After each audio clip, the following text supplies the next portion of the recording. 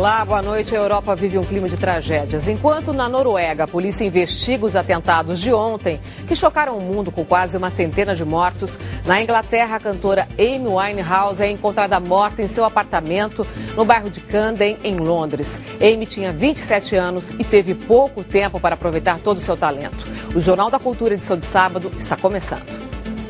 Veja agora o resumo das principais notícias de hoje. Anders Behring Breivik, o principal suspeito da autoria dos atentados na Noruega, confessou o crime. De acordo com a polícia, o tiroteio na ilha de Utoya durou 1h30 e já está confirmado que a causa da explosão no prédio do governo foi um carro-bomba. O número de mortos dos atentados chega a 98. A polícia de Londres ainda não revelou a causa da morte de Amy Winehouse. A autópsia será feita neste domingo. No estúdio, o editor da revista Rolling Stone, Paulo Terron, comenta a morte de uma das cantoras mais talentosas da atualidade, que não conseguiu superar a dependência do álcool e das drogas. Na China, o choque entre dois trens de alta velocidade deixa mais de 15 mortos. A mulher suspeita de roubar um bebê num hospital da região metropolitana do Rio de Janeiro se apresenta à polícia. Em conversa com jornalistas, a presidente Dilma Rousseff afirmou que vai trocar toda a direção do DENIT, Departamento Nacional de Infraestrutura em Transportes, e da Valec, estatal do setor de ferrovias.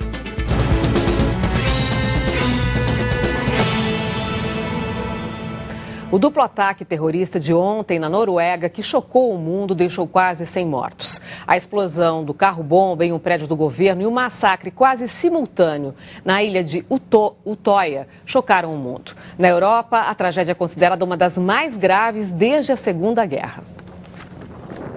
A polícia norueguesa confirmou que um carro-bomba causou a explosão que deixou 7 pessoas mortas e dezenas de feridos perto da sede do partido do governo ontem em Oslo, capital da Noruega.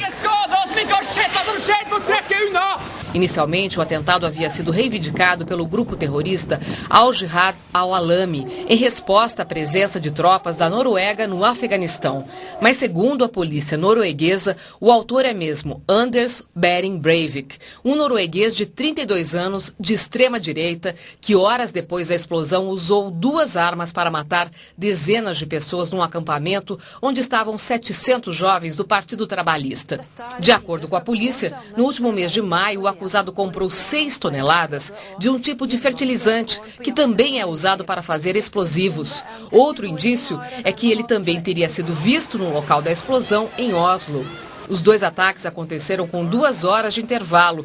Por isso, a hipótese da polícia é de que o suspeito detonou o carro-bomba e partiu em direção à ilha, que fica a 40 quilômetros de Oslo. E agora a polícia trabalha com a hipótese de haver um cúmplice a partir dos depoimentos de testemunhas. O número de mortos pode aumentar, já que hoje a polícia da Noruega ainda procurava vítimas perdidas na água em torno da ilha. No centro de Oslo, o primeiro-ministro norueguês encontrou com sobreviventes e familiares das vítimas e agradeceu as mensagens de solidariedade que vieram de vários países. Durante essa visita, a polícia norueguesa prendeu um homem porque ele carregava uma faca no bolso, mas não deu mais informações.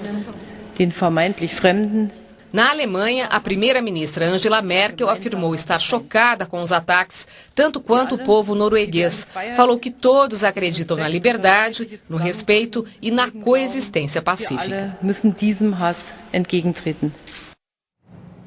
E na China, um acidente entre 2 trens de alta velocidade deixa mais de 15 mortos e dezenas de feridos. O choque aconteceu na província de Zhejiang, às 8h30 da noite no horário da China. Um trem-bala ficou sem energia depois de ser atingido por um raio, perdeu velocidade e acabou parando sobre uma ponte. Outro trem-bala vinha na mesma direção e bateu atrás do primeiro, que descarrilou, provocando a queda de 2 vagões de uma altura de 30 metros. Foram resgatadas mais de 130 vítimas do acidente, que provocou a morte de 16 pessoas. O trem estava lotado com cerca de 1.500 passageiros. E no Brasil, a sequestradora de recém-nascidos se entrega à polícia no Rio de Janeiro e devolve o bebê. Tânite Cardoso Peixoto, de 27 anos, sequestrou o bebê com poucas horas de vida ontem à noite em um hospital em São Gonçalo, na região metropolitana do Rio de Janeiro. Usando um jaleco branco, ela se passou por médica, entrou no quarto e levou a criança alegando que faria exames. As câmeras do circuito interno flagraram Tânite com o bebê. Ela entrou no banheiro com ele nas mãos e depois saiu carregando uma bolsa. Depois de receber denúncias, a polícia buscava a sequestradora na cidade de Nova Friburgo, quando ela se entregou na delegacia com o bebê. A criança passa bem. E a presidente Dilma Rousseff vai trocar toda a direção do DENIT, o Departamento Nacional de Infraestrutura em Transportes, e da Valec, estatal do setor de ferrovias. A informação foi dada em uma conversa com jornalistas. A decisão de Dilma Rousseff está na capa do jornal Folha de São Paulo. Sairão todos, afirmou a presidente para jornalistas da mídia impressa. O DENIT tem 6 diretores, a Valec 3. Segundo a reportagem, não haverá proteção por indicação política. As demissões são independentes de interesses partidários, segundo a presidente. A reestruturação do setor de transportes é reflexo das denúncias sobre superfaturamento nas obras. 17 servidores já foram afastados do DENIT e do Ministério dos Transportes, desde que a pasta foi acusada de arrecadar propina para o Partido da República. Entre os afastados está o ex-ministro Alfredo Nascimento, que é do PR. Outra denúncia está na edição de hoje da revista Época, que teve acesso à investigação sobre cobrança de propina na Agência Nacional de Petróleo. Segundo a reportagem, gravações de vídeo e cheques comprovariam um esquema de extorsão para resolver processos de empresas dentro do órgão. Ministério Público e Polícia Federal investigam o caso. E a seguir, uma conversa com o editor da revista Rolling Stone, Paulo Terron, sobre a morte da cantora Amy Winehouse. O mundo lamenta a perda de uma cantora de enorme talento. Até já.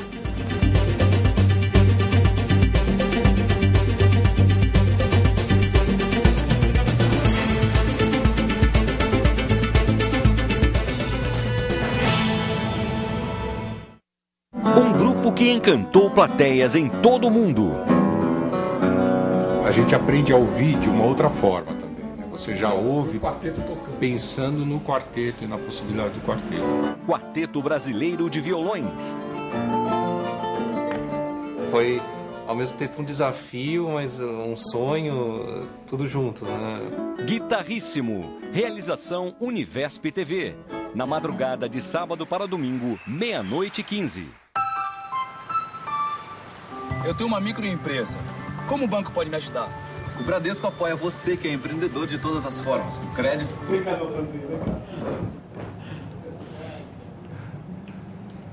Tudo bem. Faço uma pergunta a ele ou não? A pergunta vai ser sobre os 27 anos, não é? Porque não termina a matéria com isso? Tá. Daí você me chama, a gente chama a imagem da polícia. Aquele jeito, né? Tá bom. Mais 3 pontinhos. Oi. Ah, tá bom.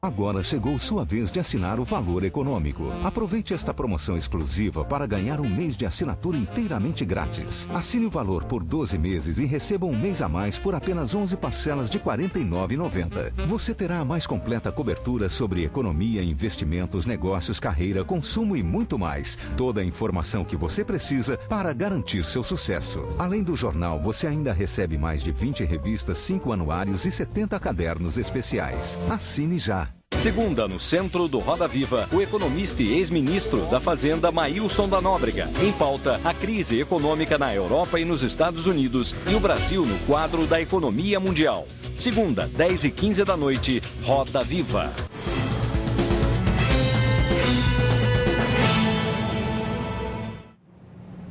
A cantora britânica Amy Winehouse morreu hoje aos 27 anos. O corpo foi encontrado no flat onde ela vivia, no bairro de Camden, em Londres. Magra e de feições pouco comuns, Amy era dona de uma voz invejável que ajudou a revitalizar a soul music.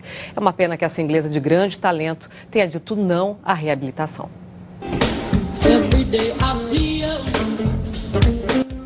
Amy Winehouse tinha 20 anos quando lançou o primeiro dos 2 únicos álbuns de sua breve carreira. Todas as músicas do disco Frank eram de Amy, mas foi a voz da inglesinha que imediatamente chamou a atenção da crítica. 3 anos depois, Amy lança Back to Black e cala o mundo com interpretações carregadas de influências da música negra.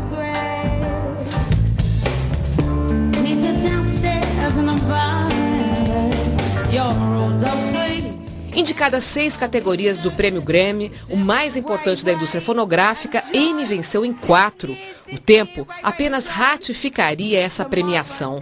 Desde o lançamento, as vendas de Back to Black já passaram de 12 milhões de cópias.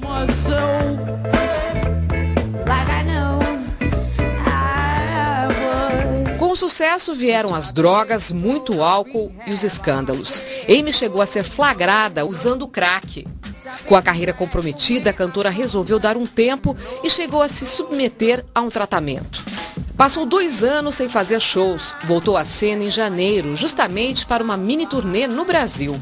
Com ingressos esgotados para todas as 5 apresentações, já na primeira noite em Florianópolis, Amy Winehouse deu mostras de que não estava reabilitada de fato. Decepcionou os fãs, cantando mal e aos tropeços.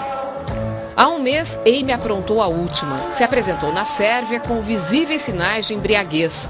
Mal conseguia pronunciar as palavras e chegou a arremessar o pedestal do microfone. Foi vaiada pelo público e decidiu cancelar o resto da turnê pela Europa.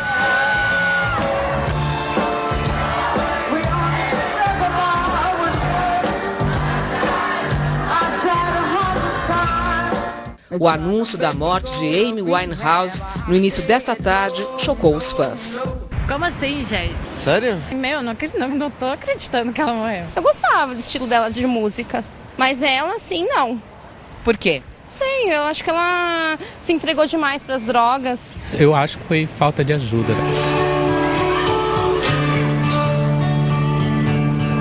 My sweet Lady Jane. Impossível não lembrar de outros ídolos do rock que morreram com a mesma idade, 27 anos.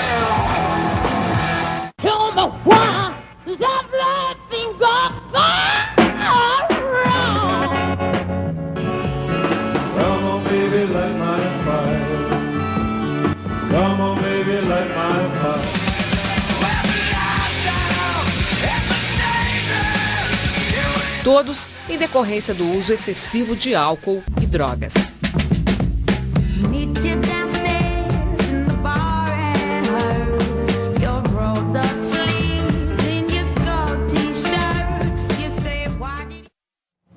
E para falar sobre Amy Winehouse, uma das maiores revelações da soul music, o Jornal da Cultura, edição de sábado, recebe agora o editor da revista Rolling Stone, Paulo Terron. Boa noite, Paulo. Boa noite. A gente viu aí essa ilustração mostrando que 27 anos foi uma idade meio que coincidência para Jimi Hendrix, Janis Joplin, Jim Morrison, por exemplo. Qual é a avaliação que você faz dessa coincidência de idade? Quanto essa coincidência tem a ver com o sucesso, com o dinheiro, a fama e não saber lidar com tudo isso? Eu acho que a grande coincidência está exatamente nisso, né? São pessoas que tiveram um sucesso rápido, muito jovens e que talvez não tenham sabido lidar com isso tudo. A coincidência maior é essa, assim. Imagina você ter menos de 30 anos e ser um ponto de atenção no mundo, para um bando de jovens também que se espelham em você e a sua vida virar um centro de atenção, todo mundo querer saber o que você está fazendo, por que você está fazendo, como você está fazendo. É até difícil a gente avaliar o que se passa. Mas né? Com 27 anos você teria já uma maturidade para lidar com isso, de certa forma? Eu acho que sim, mas eu acho que aos 27 também essas pessoas já estavam na carreira há um certo tempo. Então, elas já tinham também certo desgaste do dia a dia. Porque acho que a gente não percebe muito, mas essa coisa de turnê é muito cansativo para quem faz. São vários meses na estrada, não é tão divertido quanto parece olhando de quem fora. Tá de fora. Então é muito intenso, fica longe da família, longe dos amigos, fazendo todo dia a mesma coisa, cuidando dos mesmos detalhes. Agora, no caso da Amy, o que você acha que aconteceu que não teve volta? Quer dizer, ela desistiu de... Não sei, talvez seja uma coisa muito pessoal, assim. Varia de acordo com cada pessoa, né? Mas olhando de longe parece que ela também foi uma vítima das pressões. Ela estava fazendo essa turnê, que foi retomada até no Brasil, do mesmo disco fazia 5 anos. Então imagina, você está trabalhando o mesmo produto 5 anos, quer dizer que existem forças por fora disso também te forçando.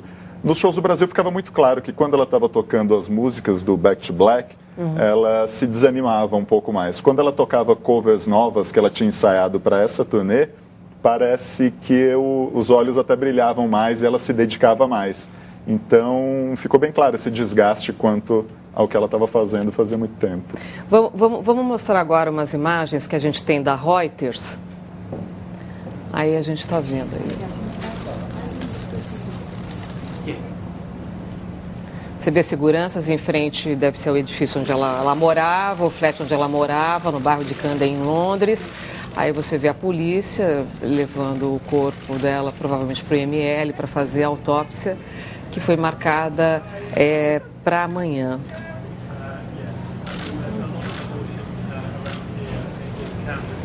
Você acha que essa foi uma morte anunciada em função de toda a trajetória dela, da dependência química, quer dizer, de internações, e também faltou apoio de família, amigos próximos a ela e a grande exploração da mídia? Como é que você analisa? Eu acho que todo mundo esperava, mas ao mesmo tempo todo mundo torcia para que isso não acontecesse. Então, por isso continua sendo chocante. Todo mundo imagina que um astro do rock, um astro da música vai se recuperar, né? A gente tem exemplos de astros que se recuperaram. O Keith Richards dos Rolling Stones tá aí, é um grande exemplo disso, né? Ao mesmo tempo, o companheiro de banda, o Brian Jones, também faz parte do Clube dos 27 e morreu aos 27 anos. Agora, ela deu sinais de que queria se recuperar em algum momento da... Eu acho tudo isso muito estranho, assim, porque todas as vezes que a Amy Winehouse foi internada em clínicas, foi tudo muito breve. Os períodos em que ela entrava e saía da clínica não pareciam suficiente para uma recuperação. Tanto que ela entrou recentemente. Imagens dela, me parece, usando crack.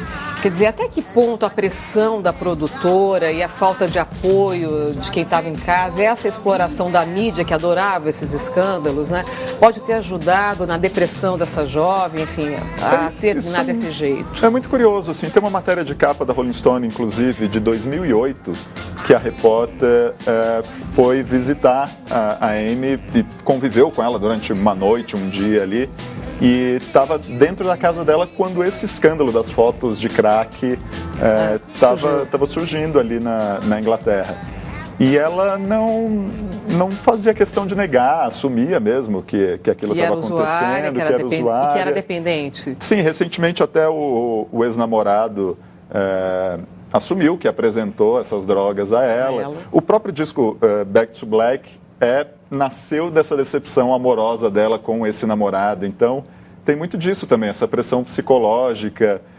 Talvez ela já não tivesse confortável psicologicamente, ainda ter que lidar com a atenção da mídia, pressões para fazer mais show, gravar mais, viajar mais. E sempre com o mesmo álbum, em cima do mesmo álbum. Quer dizer, como é que era essa relação dela com a produtora, com a gravadora dela? E ela tinha gravado alguma coisa de novo que ela gostaria de divulgar e não divulgou e foi engavetado pela produtora? Não tem uma história? Isso é muito difícil saber, porque a Amy tem muito boato. Tudo em torno dela virava história. Então, a imprensa britânica chegou a dizer que sim, ela apresentou algumas músicas para a gravadora, mas que como tinham influências de reggae, ska, a gravadora teria rejeitado. Mas eu não sei o quanto disso é verdade. A gente deve saber agora, né? Mas ela chegou a lançar alguns lados B de single que tinham já uma influência de ska. Ela nunca escondeu, não seria uma mudança tão radical para ela. Agora, eu queria que você falasse um pouquinho do talento dessa menina, né? Qual a importância dela, a relevância dela para a música, para a soul music? É inegável que ela fosse assim, ela foi uma grande cantora e, além de tudo, ela escrevia muito. Então, eu acho que a grande vantagem da Amy Winehouse sobre as outras cantoras era exatamente isso. Ela não corria atrás de nenhuma tendência. Ela conseguiu ter sucesso com o que ela queria e gostava de fazer. Ao contrário de cantoras pop como a Britney Spears, a Beyoncé, a Lady Gaga, que se adequam ao mercado da música pop, a Amy conseguiu fazer uma coisa que ela queria e que acabou fazendo sucesso. Então é uma coisa muito mais espontânea, mais... Mas ela tinha algumas original. influências. Quais eram as influências que... Ah, sim, claro. Quando ela lançou o Back to Black, ela falou que estava apaixonada pelo som da Motown, que é uma gravadora lendária de soul music americana. Ela tinha muito disso, a música americana, os artistas negros americanos ali dos anos 60, 70. Tem algum nome que ela citava como referência? Como... Ela chegou a gravar Sam Cooke, mas tem a ver com um monte de coisa, assim, desde o Smokey Robinson, tem o Danny Hathaway, que é um cantor de soul que morreu super jovem também, que ela cita na letra de Rehab, e também teve uma vida super trágica. Então ela tem tudo isso, assim, mas os artistas da Motown foram os principais mesmo. Agora, essa banda que acompanha ela nessa turnê aí é fantástica também. Sim, ela conseguiu também se cercar de músicos incríveis. Essa banda dela também toca com a Sharon Jones, né, que passou pelo Brasil recentemente também, uma cantora de soul.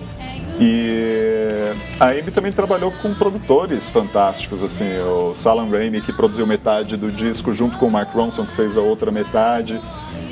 Ela soube escolher pessoas que a ajudaram a tirar esse som tão característico dela. Você conseguiria definir, quer dizer, o que a música está perdendo com a morte da Amy?